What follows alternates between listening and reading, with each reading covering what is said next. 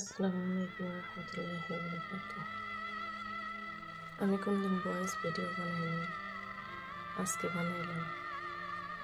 এই স্ক্রিনের নিচে যে বোনটা দেখতে পারতেছেন,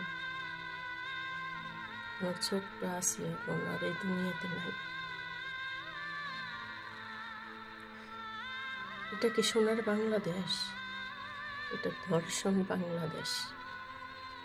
এটা সোনার বাংলাদেশ না বইলে দর্শন বাংলাদেশ বলা উচিত। যেখানে আমার 4 বছর 8 বছরের বোনরা নিরাপদ না, ওই জায়গায় আমরা কিভাবে নিরাপদ থাকুন? আমরা কি নিরাপদ একটাবার ভাবেন? সেই বাঙালি জাতি, লজ্জা করা উচিত। আমাদের লজ্জা করা উচিত বাঙালি হিসেবে পরিচয় দিতে। সারা বিশ্ব আমাদের কাছে লজ্জিত আইস।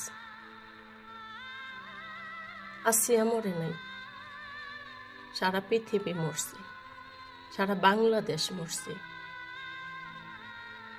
আসিয়া বোন, আল্লাহ তোরে ব্যস্ত নসিব করো।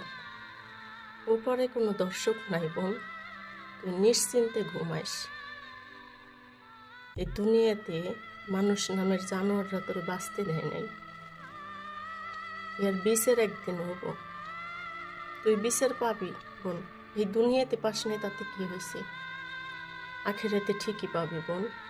তুই ভালো থাকিস।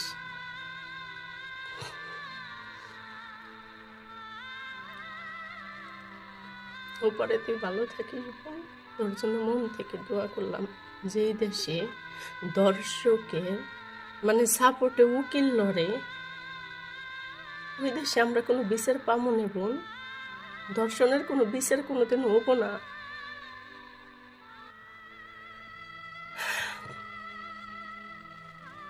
আল্লাহ এই রমজান মাসে তুমি আমার বোনটার জান্নাতবাসী কইরো, তার ফ্যামিলির সইবার শক্তি দিও। আর যারা ওরে 8 বছর বয়সে যারা ওরে নিস্তব্ধ করে দিছে, যারা ওরে বাঁচতে দেয় নাই, তাকে তুমি কোনদিন মাফ করো না আল্লাহ। তোমার কাছে বিচার দিলাম, তুমি তাদের বিচার করো।